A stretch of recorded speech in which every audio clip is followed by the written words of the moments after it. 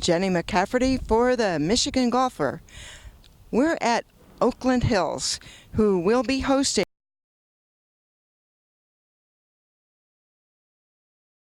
championship.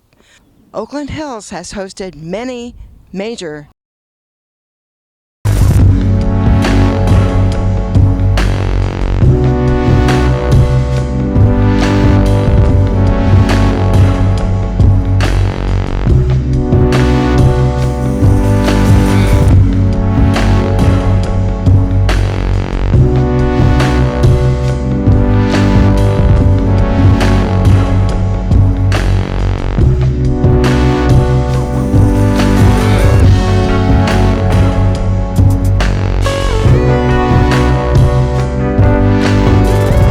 Today is a preview of that 116th U.S. Amateur.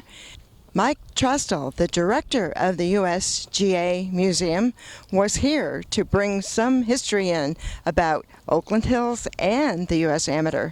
In fact, we were able to stop by the museum in New Jersey on our way to the 113th Amateur at Brookline 3 years ago.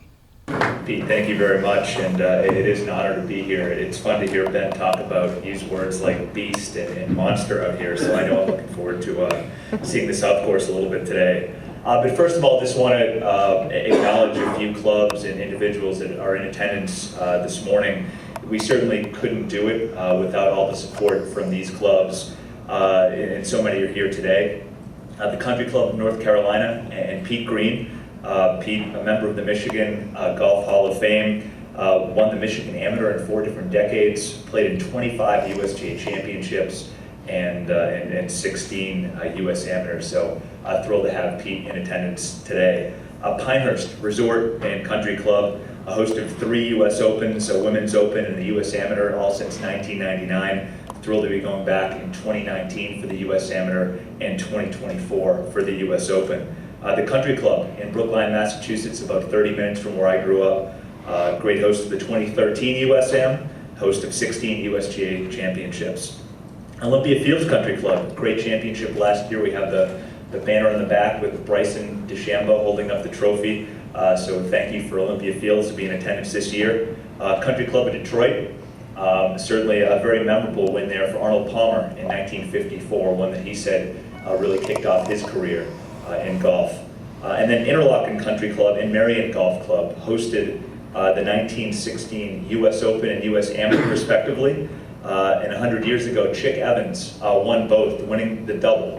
One of only 2 individuals to do that. Bob Jones in his Grand Slam year winning the other. So thank you for Interlochen and Marion for being here. And I see Buddy Marucci in the back. Buddy will be joining us a little bit later on in our evening program, doing a Q&A, and he'll be here for the U.S. Amateur Week.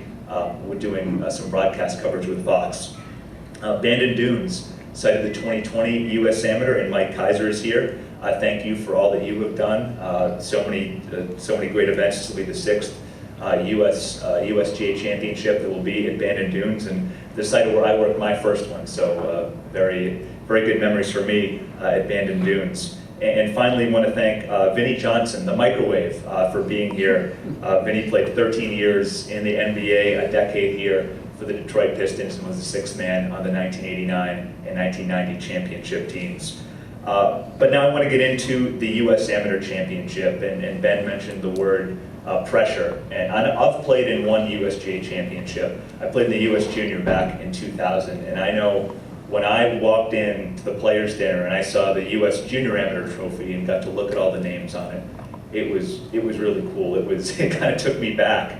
And I was playing at Pumpkin Ridge, and that was just a few years after Tiger Woods had won his 3rd consecutive U.S. Amateur, and it blew me away. And I certainly felt the pressure throughout both rounds. I missed the match play cut by about 25 strokes, but still had a lot of fun. But it is really pretty cool. Ben mentioned some of the names on the trophy. We met in Jones through Palmer, Nicholas, Mickelson, Woods, and up through DeChambeau last year. And it really is pretty special when the 312 players get to come here to the Players' Dinner and see this trophy and really realize what they're playing for. And not just the trophy itself, but then they get to go out on these 2 golf courses and match play on the South that has held 10 previous USGA championships, and walking in the footsteps of all the great players who haven't just won here, but have participated, all the great names in golf, going back to the 1924 US Open. And one of Donald Ross was the individual who designed this course, great golf course architect, absolutely one of the best, and he had a fantastic quote about Oakland Hills. He said, after seeing the landscape, the Lord intended Oakland Hills to be a golf course. Basically just saying that it was meant to be here. This is a great tract of land and supports 36 holes really, really well. Lee mentioned Walter Hagen was Oakland Hills' first pro for 1 year, and prior to the pro shop being built, Hagen actually worked out of a chicken coop just adjacent to a barn on the first hole. So while the accommodations are quite nice right now, that wasn't necessarily always the case here at Oakland Hills 100 years ago. But going into some of those great championships, the 1924 US Open, Cyril Walker was the winner. But I found it really interesting in doing some of the research that bulletins are actually posted in the clubhouse requesting that members kindly refrain from playing golf on the course during the championship. So it's funny to think about now what is we have 10,000 entries in the biggest national championship here, that at the time they were asking members, please don't play so we can let the individuals playing the championship have the run of the course. Cyril Walker was only 118 pounds. He's a very slight man, and Grantland Rice in Golf Illustrated wrote an article talking about that the 118-pound champion in the middle of the vast Oakland Hills course looked like a blade of grass in an open plain. It's illustrative language is great in some of those old articles. And Cyril actually used his wife's presence here at the championship as an excuse to avoid any other distractions from his play. He wrote later on, "She asked me if I wouldn't take her to Oakland Hills with me. Cyril," she said, "I've never been to an Open Championship with you. I'd like to go to this one." And so I decided that she'd be a great help to me in seeing that I didn't hang around with the other boys to all hours of the night, swapping stories and perhaps indulging in the 5-card pastime. You know how it is at championships. You meet all the boys, you haven't seen them in a year, and there's always the temptation to stay up late. When your wife's around, at least you have an excuse to get away from all that. And clearly that week it worked for Mr. Tolley. He beat Bob Jones by a couple strokes that year. 1929, we had the U.S. Amateur here, and actually have a slideshow as well. Some of the holes here, Oakland Hills, the 18th. There's number 16. There's our blade of grass in the course, Cyril Walker, 1924, receiving the trophy. And there's Miss Glenna Collette, the winner of the 1929 U.S. Women's Amateur. And she rallied in the in the third round. She was 4 down with 4 holes to go against Miss Harley Higby. And on that 14th hole, Miss Higby had played to a par 4, but Miss Collette, who was short in her second, was able to have the hole after banking her shot in off her opponent's ball. Miss Higby became so unnerved, she lost the next 4 holes and ended up losing the championship. In the final, Miss Collette faced off against Mrs. Leona Pressler, and putting was the deciding factor in the 36-hole match. And in reading again the recap, Miss Pressler was often tossed around by the rushing crowd on her way to the green and missed many short putts to win holes, whereas Miss Collette sank 15 10-foot putts to win by a healthy margin that year. She ended up winning 4 and 3, and there you can see, written in chalk on a board, Miss Collette 4 up over Mrs. Pressler. And it's interesting, if you go to the room right behind us a little bit later on, you can see from the 1951 US Open, what now has become the standard bearer sign, used to be written in chalk. See, in the 1929 Women's Amateur, and still even through the 1951 US Open. And this is interesting. This is the radio operators receiving scores from the 1937 US Open. Pretty cool. Before television, but still have to relay those scores in. Ralph Galdall was the winner this year, beating Sam Snead by 2 strokes. The leaders at that time weren't grouped in the final group right at the end, so when Sam Snead finished his round, Galdall still had 11 holes to play. And Galdall learned of Snead's total when an announcer called it out, as he was about to putt on the par 5 8th hole, which he had reached in 2. He ended up eagling that hole, birdieing the 9th, and going on to win by 2. And a funny story from this championship, according to the Detroit News, photographers threw a fit over the fact that the trophy ceremony was held on the patio because the lighting was so poor. Complaining that the light under the Oakland Hills porch was too poor to make good pictures, photographer and newsreel men went on a stay-away strike and refused to make any shots of the ceremony. But to appease the photographers, Galdal went onto the lawn for pictures later on. Galdal went on to defend his title the following year at Cherry Hills. But for Snead, it wasn't a total loss that year. On the second day of the championship, he won $500 for being the best dressed golfer. So pretty nice for him. And the runner-up position was Snead's first, and it put Snead in the limelight for the first time. But he was bewildered by his overnight fame. When he was shown his photo on the New York Times, he said in his Appalachian drawl, "How did they get my picture? I ain't never been in New York." And here we have the 1951 US Open. Winner, of course, Ben Hogan at 287, 7 over par. The course is reworked by Robert Trent Jones in advance of the championship. And this is Hogan's third US Open victory, and it was actually his third in a row. He was not able to participate in the 1949 US Open as he was in a near-fatal car accident. But he won in 1948 at Riviera, won in 1950 at Marion, and then won here again at Oakland Hills in 1951.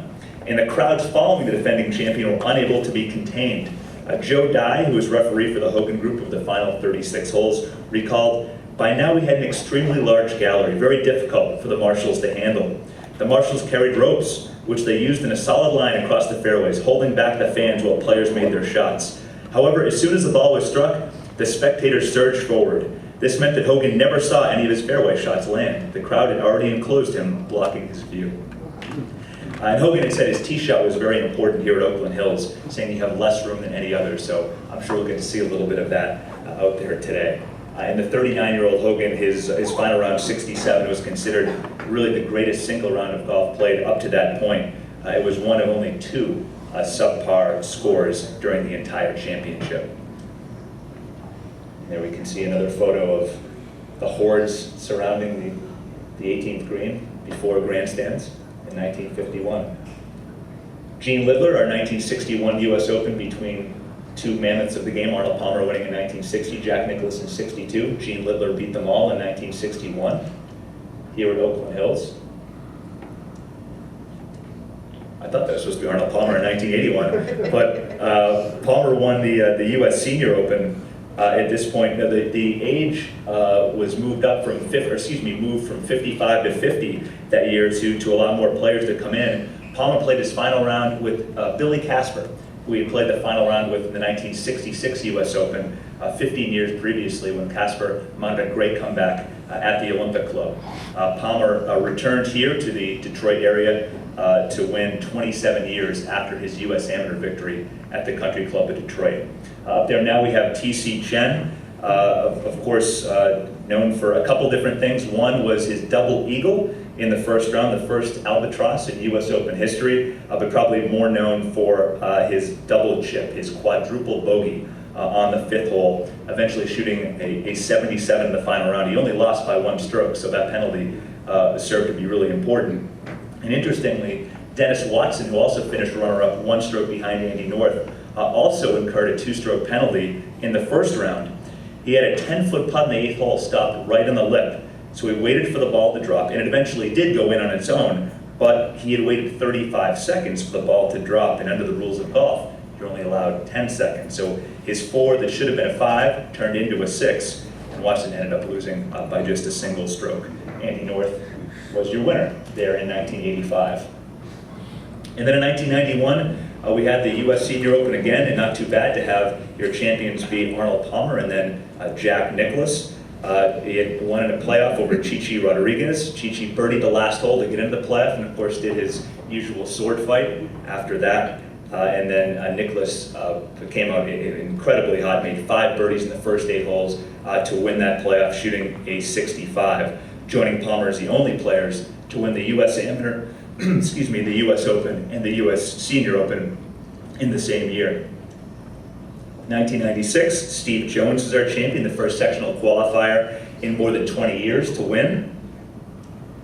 And then the 2002 U.S. Amateur, Ricky Barnes beating Hunter Mahan in the final. And they'd actually played in the 2000 U.S. Amateur when Mahan beat Barnes 3-2. This time, Barnes got his revenge, and as Pete said, made Hawaiian shirts quite popular. He became the 500th USGA champion with that victory.